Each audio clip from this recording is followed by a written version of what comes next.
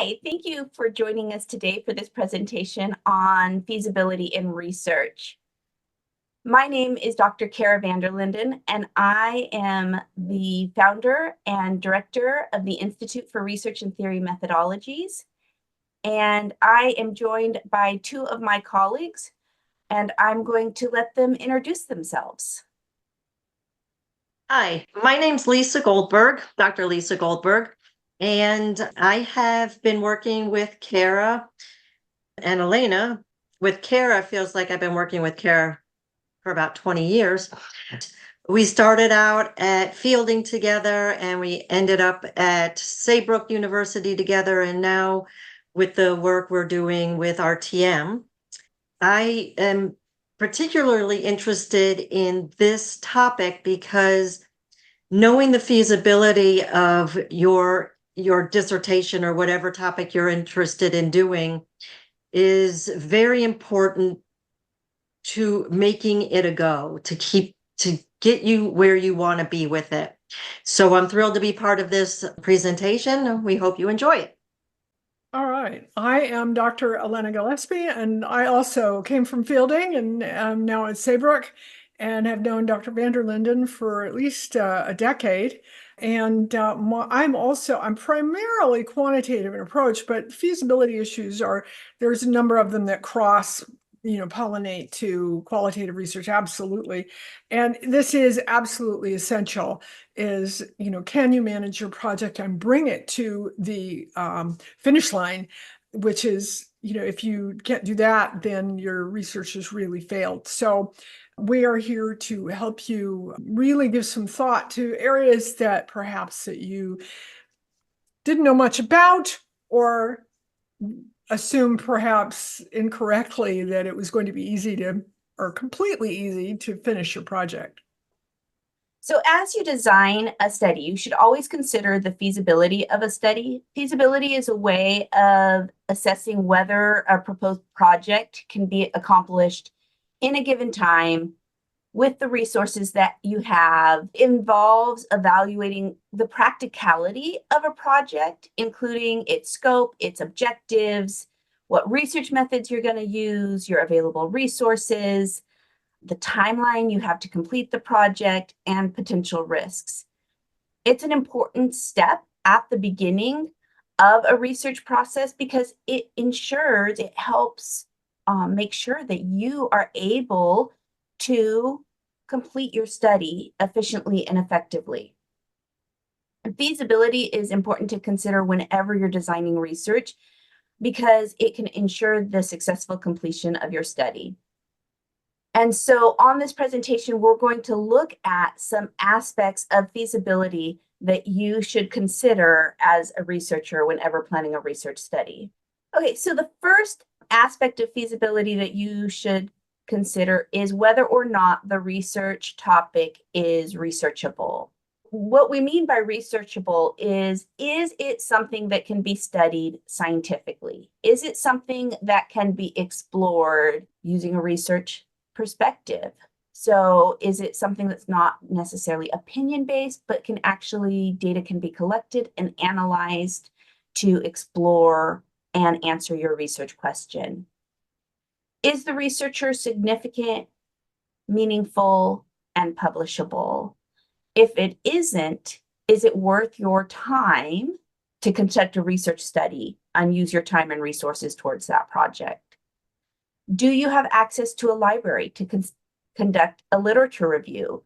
This is a very practical consideration.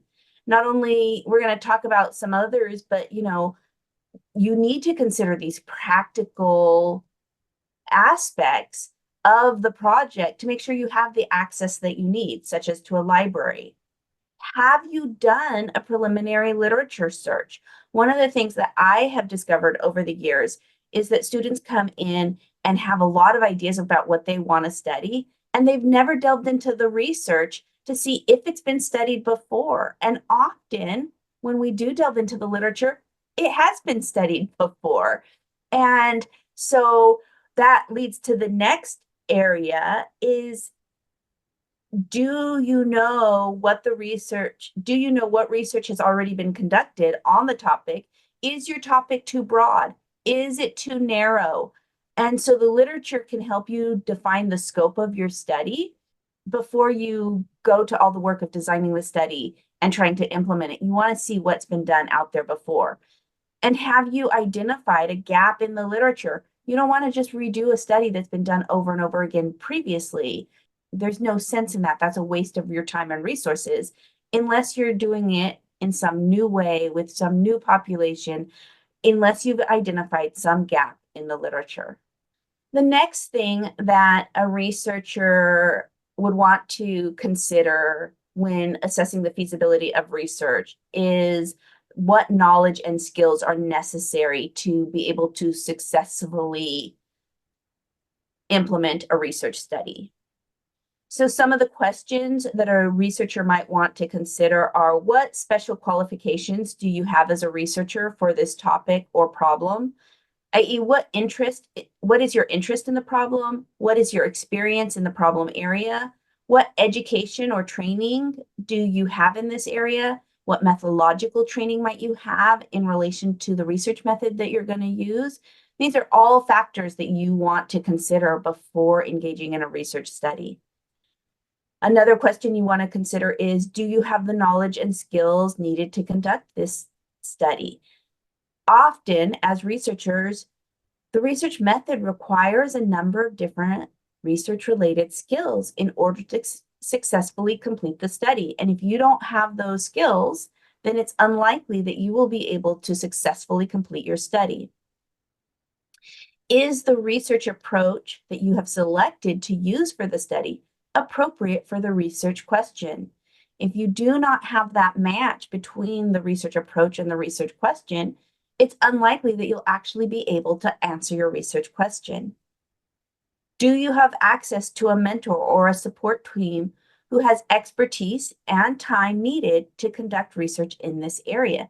It's always helpful to have someone that you can go to ask questions, to get support as you progress through a research process. This is especially important for student researchers. Yeah, I'd like to add that the student at a university should make certain that there are people at the university who can guide and assist along the way. Not that the student, in my opinion, not that the student comes in knowing how to do a phenomenology study or a classic grounded theory study, but that there is the availability to take coursework or work one-on-one with the professors in order to get that knowledge and those skills needed to conduct the research. Similarly, if there are professors or other people out there who want to conduct research, there are places such as RTM who specialize in offering those extra courses, and we can put you in touch with people who know particular methodologies so that you can conduct the research you want to do. Interest and motivation, which is incredibly important to keep people motivated and going throughout the entire project. You need to choose a topic that interests you.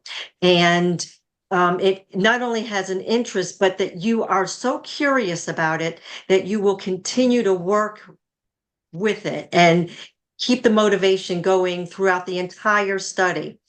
Furthermore, what will help keep you motivated, keep you interested, is to know your long-term goals. If you have long-term goals that are very specific, you know what you need from that research, and usually seeing that and keeping yourself moving toward that future goal will indeed keep the motivation and interest up for you. There's a lot to be said about just perseverance and keeping yourself going throughout the entire process. Something that I believe Kara told me, and I believe she was speaking to a group of us, I really can't remember specifically, the very beginning of my doctoral work is commit to doing something every day. And it can be a little something, but as long as you are taking a step and moving forward, you are making progress. And I think for some people, that is so critical, because if they take time off, it's so easy to take another day off or a fifth day off, and all of a sudden you haven't done anything in a week. So please be consistent and keep yourself moving for that final goal. The next thing that we need to discuss here about the feasibility of doing your research is time. And it's just a simple couple questions. Do you have the time to conduct the study? One way to help you is indeed to create a timeline and make certain that you keep very realistic goals in that timeline. When I did my research, I did not particularly use the timeline, but I did use, as I said, I made certain I did something every day. And that was critical for me. The other thing that may help you along the way with the timing is to really know your deadlines or indeed milestones along the way, so that you are reaching those critical marks. Sometimes it's just important to know that if you have to do an addendum to like your IRB, to go ahead and realize that that's not just something that you have control over. There are other people involved that you can't assume that they're going to get to your project in the next couple days. So I highly suggest that if you are needing to do an addendum to the IRB, or if anything similar to that needs to be done, that you have no control over the time, to think seriously about that in your planning of your project.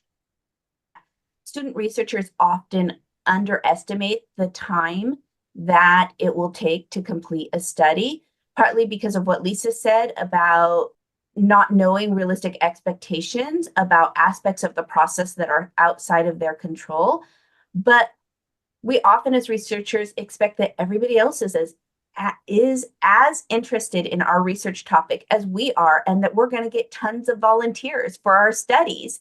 And then recruitment often takes longer than expected.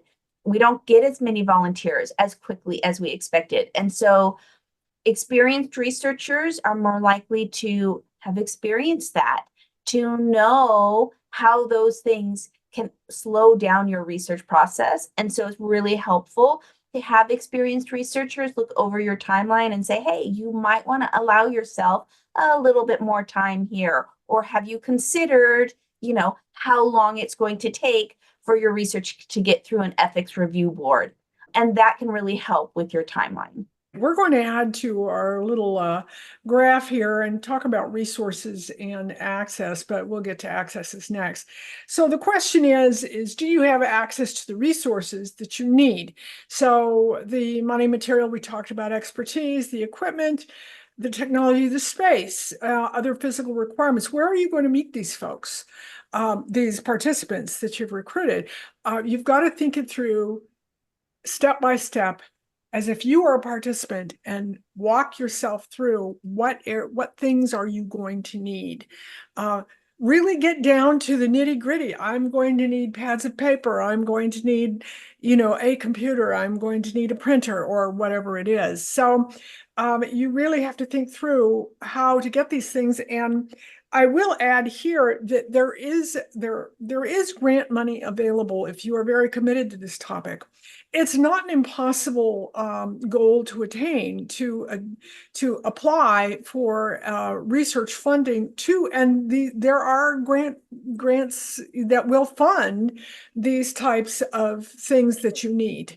So, also you have to really think about, I've certainly had I've had a number of students actually who have said, well, I'm going to do a study of 200 participants and we're going to do brain imaging or whatever it is, and my response to them is, great, have you got $1 million? So you need to, and particularly with qualitative studies, definitely you have to think about where you're going to do this. Is this Zoom? Is this you're going to meet them? Where are you going to, what are you going to need to actually accomplish this? So that's one aspect of getting ready to implement your study.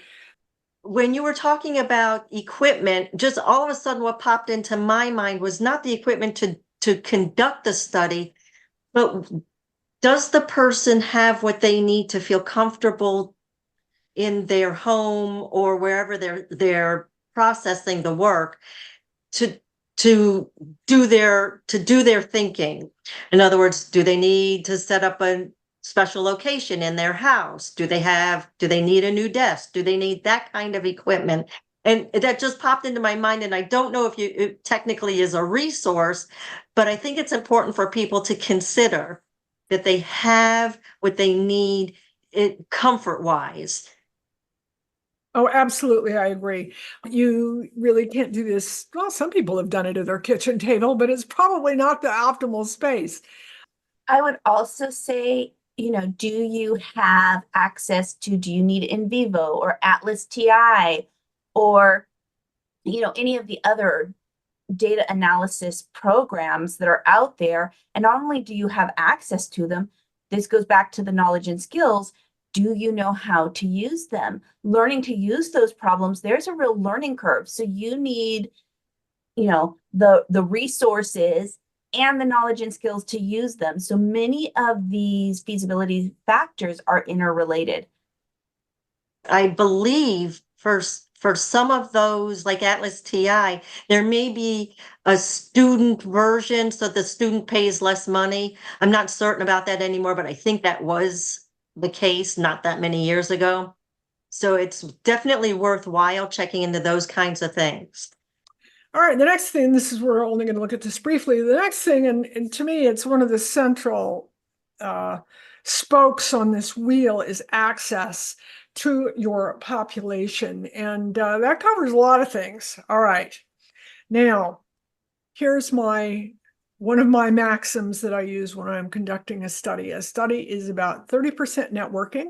So this is getting all of your experts in line and your subject matter experts and your mentors and teachers at your institution and so on. And it's probably about 50% recruitment, enrollment, and data collection. People have a tendency to overlook this. Like Dr. Vander Linden was just saying, oh, everybody's going to want to volunteer for this. It's just so exciting. Well, it may be that you are one of the few people that think so.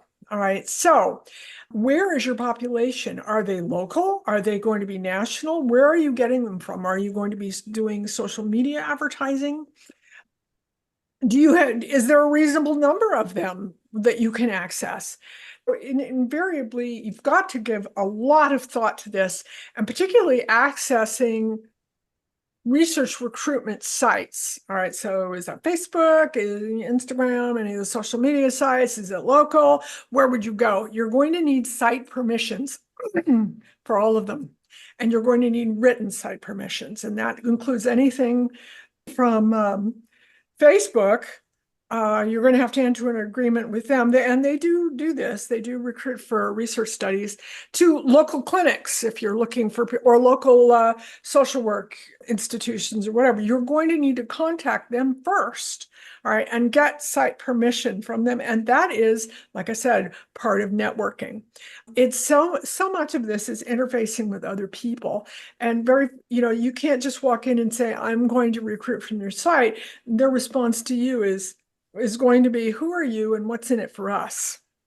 Well, there's times you do have to have something. Maybe you can reciprocate with some sort of exposure of their services to this population. You really have to think in terms of reciprocity with a lot of these people, a lot of these institutions. Now, here's one that can be very, very tricky, but not impossible to deal with.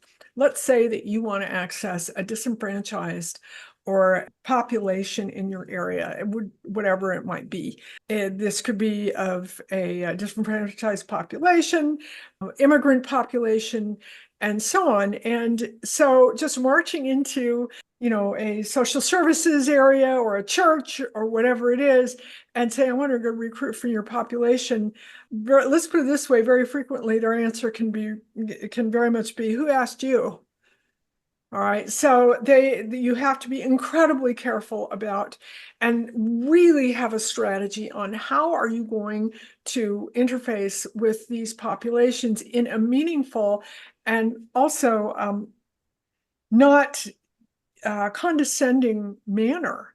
So, there's frequently, there's a lot of friction involved with walking in as a majority person of majority background and walking into a minority population social area, churches, barbershops, hairdressers, that sort of thing, and saying, oh, I'm going to recruit from you and we're going to save you from whatever it is by doing this study. I can guarantee you what sort of answer you're going to get. So this takes a lot of networking, a lot of care, a lot of interfacing with this community, allowing them to get to know you. All right. So, and understanding what it is that you're trying to access and question here. Also, particularly with qualitative studies, everybody has a tendency to overestimate in terms of how many people that they want to interview. Even if you were to interview 10 individuals, participants for your study, the transcription and thematic analysis on that kind of volume and of data is going to take you a considerable amount of time. And so very frequently people, I think, overestimate. But in terms of, particularly now post-COVID, for some reason that I haven't quite figured out yet, is going into, a recruitment site, and you have to be on top of it every single minute in terms of, all right, how many people have responded this week? I haven't gotten any. Next site. All right. I got 5 this week and only 1 this week. Okay. All right, that's still a productive research site, but the moment you have to be on this every single day, how many people have I contacted? How many people have said yes, maybe, and how many have said no? You keep it in a tabular form, so you have to be extremely nimble. All right, let me give you an idea here. For every 10 people that you contact, you will recruit 1. Yes, that is a 10% recruitment rate. So it can be kind of overwhelming, but it's absolutely essential that you look at this and you develop your strategies. You don't have just 1 or 2 recruitment sites. I recommend my students have at least 4 and be very, very on top of how many you're getting, and has this source dried up, and let's move on to the next one, or recruiting at all of them at the same time. You're going to be screening. You have usually inclusions or exclusion criteria, so you're going to have to be screening these folks and not enrolling all of them. There are going to be people who say yes but don't qualify. All right, so you have to take that into consideration. So it's definitely, believe me, it is incredibly tempting to have someone who is pretty close to qualifying, and you are tempted to enroll them in the study. Don't do it. There will be somebody else. All right, you don't want to jeopardize your data in that way. So I really encourage you. People have a tendency to overlook this. And say, oh, the data and recruitment the recruitment and enrollment will be easy and the data collection will be easy. That's another aspect that I won't get into hugely here in terms of how are you collecting your data, where are you storing it, how are you maintaining your trail of identification to make sure that you are ascribing the data you just collected to the right participant. So housekeeping is what I call it. And that can also be problematic if you are not absolutely scrupulous in your data collection. So I'll leave that topic there. There's more teachers at your institution who can help you with data management. But in essence, like I said, it's 30% networking, 50% data collection, and then you can analyze and write it up. I think it's really important to not assume that you are going to be able to collect data from your workplace. Often, especially with student researchers, they think, oh, well, I already work with this population, so I can just collect data from the population that I work with. And there are ethical issues with that. There are site access issues with that. And so you can't just assume that because you're working with a population that you're going to be able to collect data from the population that you are working with. The other thing is just because you have access to data from a location, like maybe you have from your job customer surveys, again, you can't assume that you're going to have access to that data. So that goes to how available is the data to you. Don't assume that you are going to have access to participants or data. You're going to have to get written permission to access participants, recruitment sites, data. You may be a great employee, but as a student researcher, especially coming in, your organization is very likely not going to say yes to allowing you to access their data. That is absolutely correct. Again, it comes back to what does that expose them to? And what's in it for them.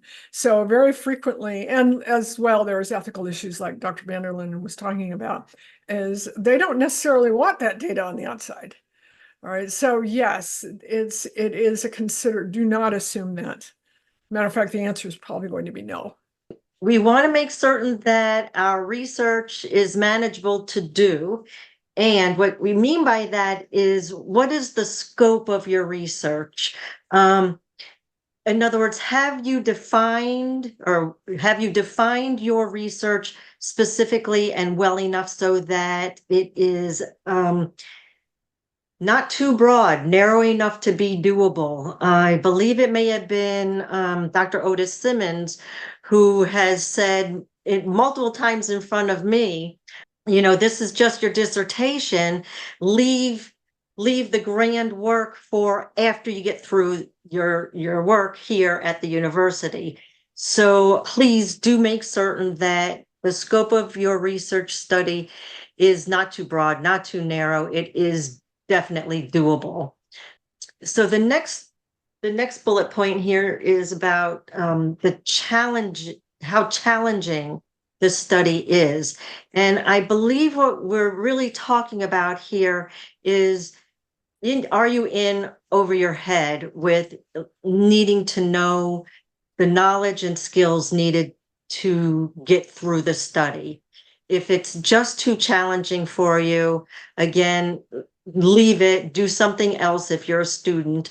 And if you're not a student, but you really do want to know the results of a particular topic, then, partner with somebody and get some help, because if the topic is important enough to you, you will find the help or you will learn what you need to do to get through the study.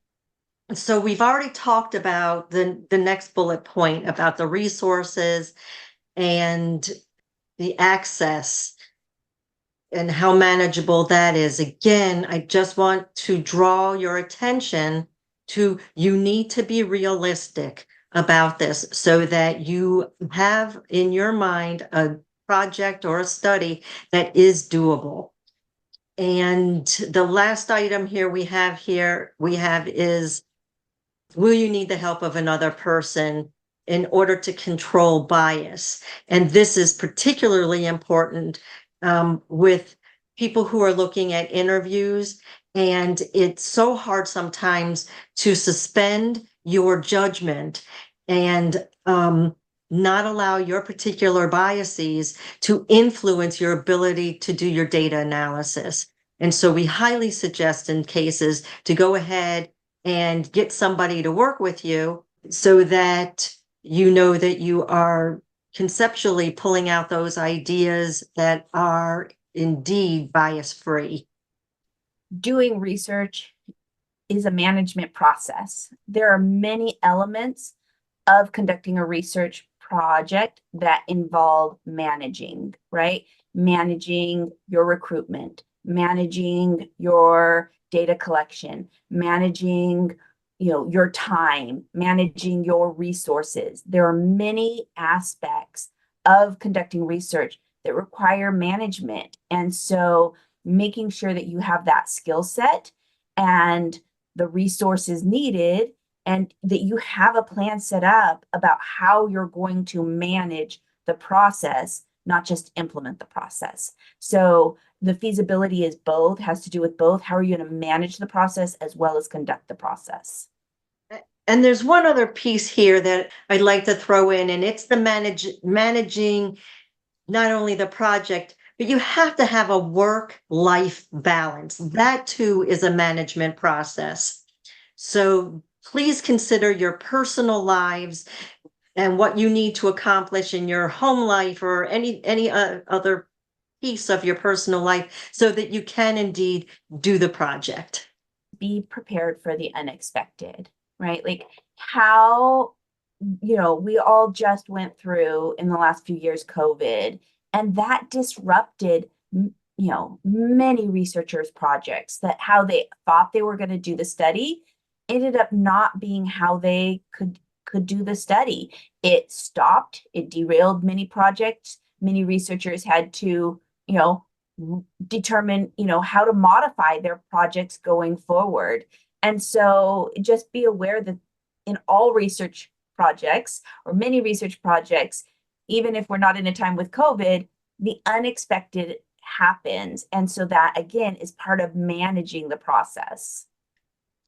It's important to be flexible, to just sort of roll with things a little bit. It may be a little bit out of your comfort zone, but please try to be flexible. And also what Kara was speaking about was having that contingency plan, being aware that something could happen and plan in advance for those contingencies. A lot of it also depends on the research method you're using, the type of study, right? Like some studies can be more flexible and adaptable and some can't. And so being aware of things that could influence how you implement your study and whether, is something like COVID going to totally derail it? Not that we could have predicted COVID, but sometimes there are situations that we can predict. I've had students plan studies where they have their timeline of when they're going to collect data, and they need to access a certain population, especially I'm in the field of education, and then things kind of, their timeline gets messed up, and then they're ready to do data collection in the 1st of July, and the teachers are on summer break. And so suddenly their population is not accessible. They can't go in and do classroom observations because there are no classes going on. And so all of this is just, being aware of managing the process. Next and last topic that we're going to be talking about on today's presentation about feasibility of research relates to ethics. And ethics is something that as researchers, we need to consider at every step of the process. And so the first question you need to consider is your research ethical? And do you have access to an ethic review board to review the plans of your study? You must go through an ethics review board when conducting research. And within the United States, we call those IRBs. Across the world, they have different names, but research ethics are critically important, and they are guided by, at least within the United States, but many countries have adopted these same principles. They're guided by the Belmont Report, which includes respect for persons, the benefit, and then justice. And so you need to consider how is your research going to address these principles? How will you design and implement your research to protect your participants and to demonstrate respect for person? So I always think of kind of like that medical ethics model of do no harm. We want to make sure that we are not doing anything that can harm our participants. And that can be physically harming, but it could be mental, it could be their careers, their reputation. So those are very important things to consider, as well as what is the benefit? It goes beyond not just harming them, but we want to maximize the benefit and minimize the harm for both the participants and for society. And then justice is how will you design and implement your study so that there's a fair distribution of burden and benefit. We don't want to create undue burden on our participants, and we don't want one group getting the benefit while another group is bearing the burden. And one of the other things that I think is really important to consider here is how are we, ethnically, are we excluding groups? Or are we applying research that's done on one group to another group and kind of not considering, are there populations that are being excluded from research? And how do we make our research equitable? That's why you need a review board. You need someone else to look at it because there's things that you can overlook and they may be small nuances, but they need to be made sure that they're equitable across all the groups that you're going to be impacting. So as you consider your feasibility of your project, it is really helpful to have other people look at your projects, to discuss with researchers that are more experienced, to discuss, with, IRB committees, to have that interaction, because often there are questions you may not have considered. There are variables or situations you have not considered. And so while we encourage you to look at these feasibility questions for your own project, we also encourage you to engage others in this process of evaluating the feasibility of your research project. We are all part of the Institute for Research and Theory Methodologies, and we are happy to discuss these questions with you. So if you need help with your next research project, you want to talk about some of these feasibilities, one of the things that we are doing is we are going to have our RTM Global Research Connect calls that are once a month calls where researchers can come on and talk about issues related to research. So if you have questions about feasibility, these are free calls that happen monthly. Check out our website to find out. The first one is happening November 1st, 2024. They will be ongoing.